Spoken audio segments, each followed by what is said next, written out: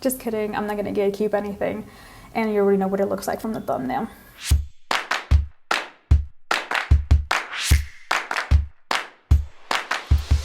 So there's pretty much only two reasons why anybody would get a nose job. That's either one, aesthetics, and two, functionality. And I had both. So I got a rhino/septoplasty.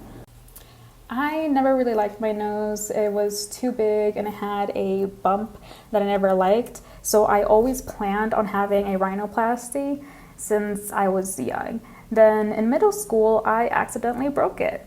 Well, I didn't break it. Someone else did it for me. So during a family trip, my brother-in-law accidentally slammed a car trunk on the bridge of my nose. So ever since then, it started leaning to the right. And not just that, I also started getting the worst congestion ever, that it was so loud and gross, even my family made fun of me. It made me so embarrassed to blow my nose in the general public. So whenever I was in school, I would hold it in until I just could not breathe through my nose anymore, and I'd have to breathe through my mouth. But if anybody saw me doing that, then I would get made fun of for being a mouth breather. So I really couldn't win.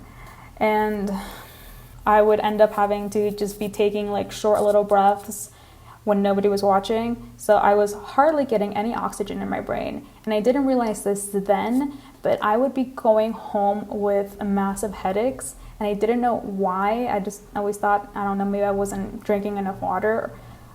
And now I realize it was because I wasn't getting enough oxygen in my brain. No, this is so gross, but like I would let it get so bad that it would start either slow dripping down my nose or backing up into my throat, and I'd have to swallow it because there was nowhere for it to go. It just went back. Years after I got out of high school, I started looking at doctors, but they were all so expensive for me. And even if I could afford them, all the doctors I spoke to said that my deviation was so severe that they couldn't guarantee that my breathing was going to get better afterwards. So they recommended I first start with a rhinoplasty to fix how it looks, and then I can fix the deviation. I kind of gave up after that until years later I moved to Mexico, and then I started looking again and found my current doctor, Pamela Lasso. And she told me she couldn't guarantee that she was going to be able to completely straighten my nose appearance-wise, and I was fine with that because my face is not symmetrical. It was never going to be straight on the outside. But she guaranteed me that the breathing was going to get better. So after I heard that, I was sold. I told her, first and foremost, I want to be able to breathe better. So if making it cute and small was going to prevent that, then don't make it small. I mean, don't make it worse, but I mean, while you're in there, it wouldn't hurt to make it a little cuter, wouldn't it? So one of the main reasons I went with Pamela was her before and afters on her Instagram, were my preference nose. And what that means, if you've looked at as many nose doctors as I have, you'll start to notice that each doctor has like a particular nose that they do each and every time despite a person's face shape. Like they learn to do one, and that's the nose that they continue to do time and time after again on each one of their patients. So if there's a particular nose shape you like and would like to get, probably would be a good idea to go with a doctor that does that nose.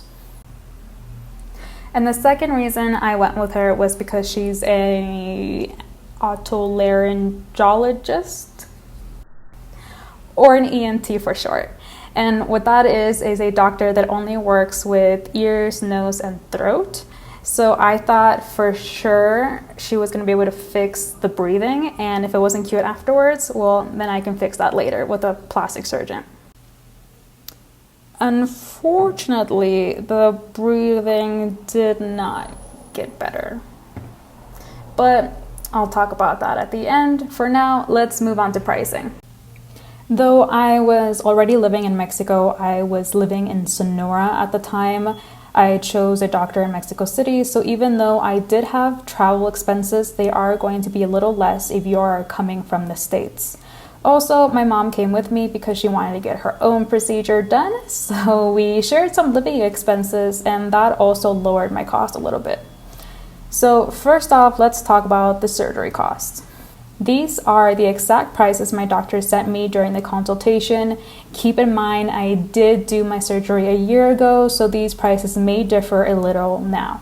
She itemized the list, but obviously you're going to need all of these. It's just helpful to see where all the money is going. Now, the hospital bill, you don't pay until the end because it varies within how much time you would have to spend there.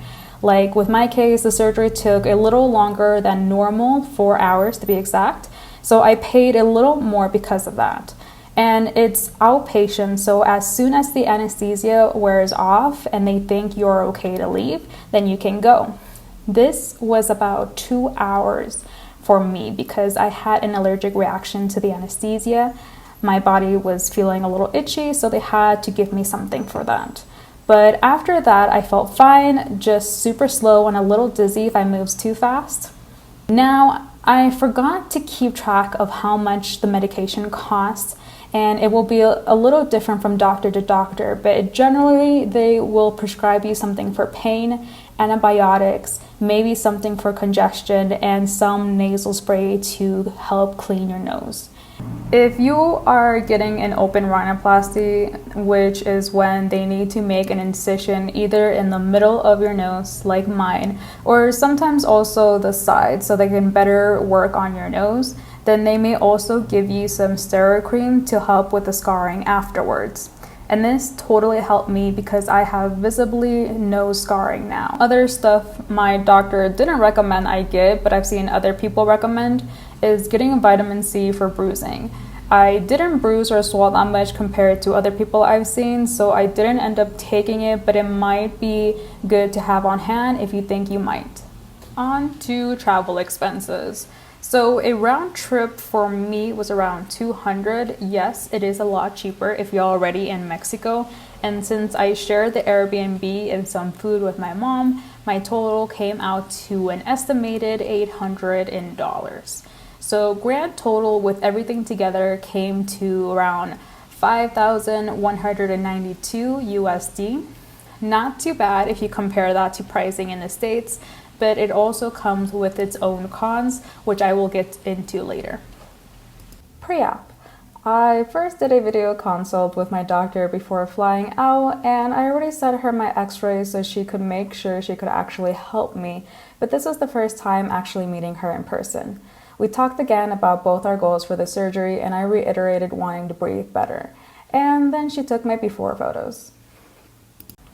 Morning of surgery, I wake up early and start to pack everything I need, easy clothes to put on, my identification, any documents I might need, and different payment methods. I just finished having a mental breakdown.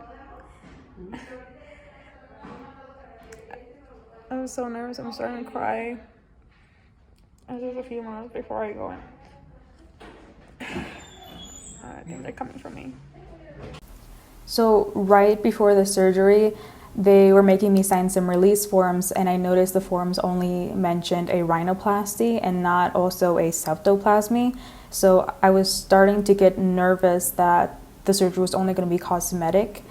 And since everybody was already there and I already paid for the majority of the surgery, I felt pressured to just sign them. And then I got so nervous that I started crying. So one of the techs came over and calmed me down and explained to me that it was also going to be a septoplasty. That was just how they worded it in the forms.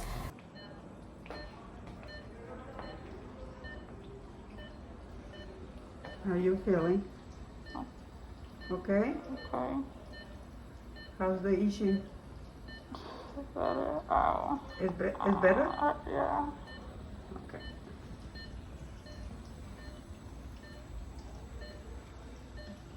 Do I look cute? Yeah, your nose look cute. So I should go next. Uh-huh. Let me see. But you look dying right now. Let me see. No, it's not true. You're good. Everything is looking good here. And look at this skin nose. Pointy. I like it.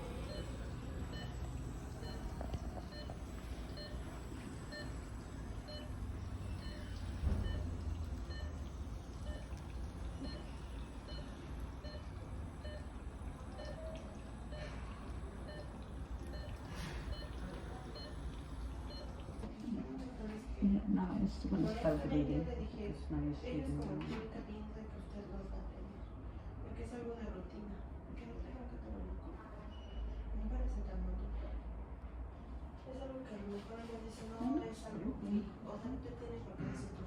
It's not too pointy. Let's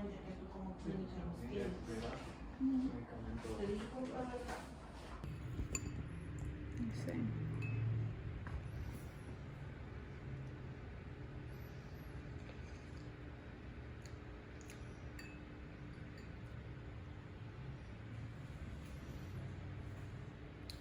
The day after surgery, I got this thing stuck on my face from the dried blood. I didn't change it at all before, so it was really stuck and it took me like 2 hours to get it off. I had to be really gentle not to move or touch my nose. And since she didn't put stilts in my nose, she said I should be able to breathe almost immediately. But it was going to be hard with the swelling and congestion, so I tried to clean out my nose as much as possible.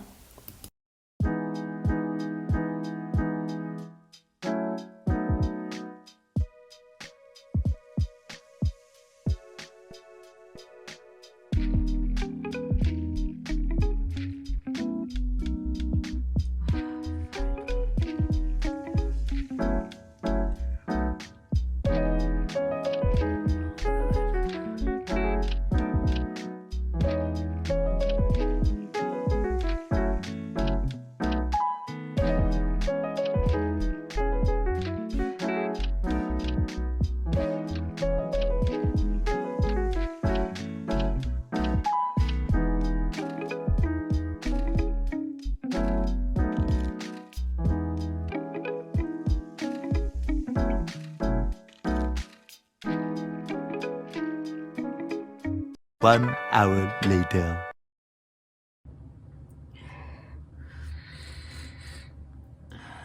Okay, I finally cleaned it to where I can breathe out of both nostrils. What I had to do was keep spraying this. Both of them. Well, this one was already, I could breathe in, but this one a lot more. I had to spray it. And so finally, I think it was just, everything was just super dry. So when I got it all really wet, I was able to, pretty much what you have to do is just like breathe in until you feel the water and mucus like coming down your throat, and then your throat starts burning. But I think it's good for now. I don't think I'm gonna bleed much more, but put another one of these gauzes on.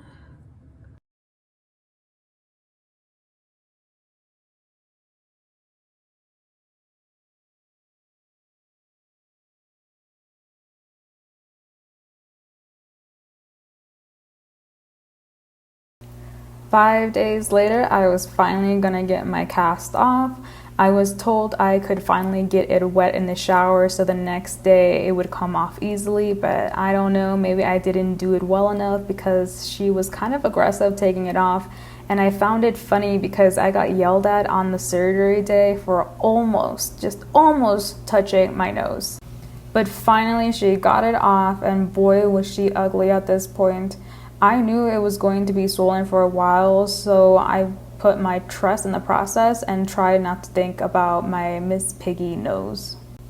At this point, I also mentioned that I can't breathe through my right nostril, but she tells me and shows my mom that there is nothing obstructing my nose except for maybe some scabbing that I have to let fall off on its own, and it may take some weeks to even months. These little cotton tubes that she's taking out of my nose are not stilled. She put these in the same day when before she started taking the cast off, and now she's going to start taking out some of the stitching.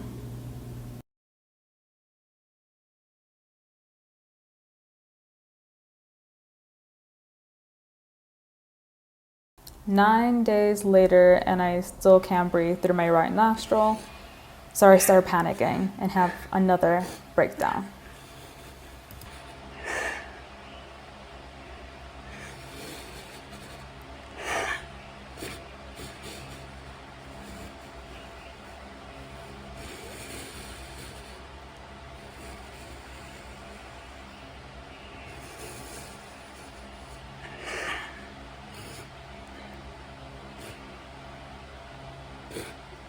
So where I'm at right now is I can pretty much only breathe on this nostril.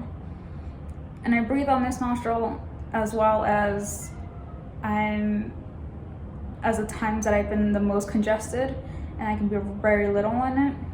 That's what it feels like. So if I hold this one, I don't know if you can hear.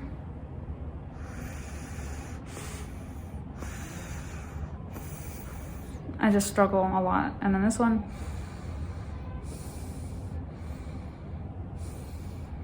fine. And I noticed that if I open up this nostril,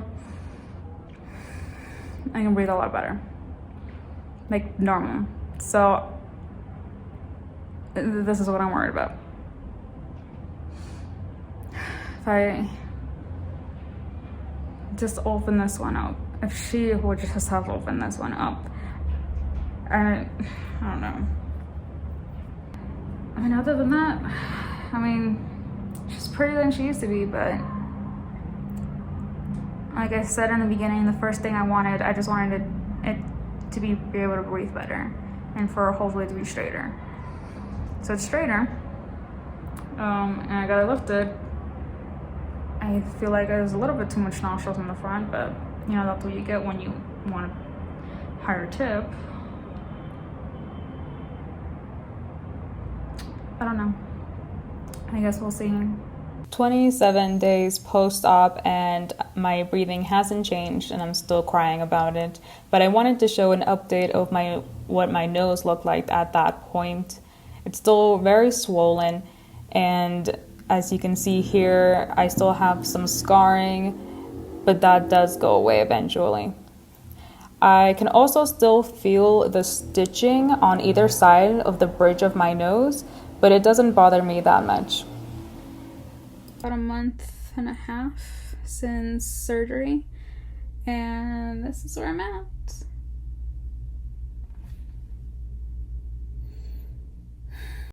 Swelling has gone down, so she looks cuter now, but breathing still hasn't changed. I've noticed my septum is mainly on the right side of my nostril. So I sent my doctor a message and she says that's just how it's supposed to be and tells me to keep waiting for the breathing to get better.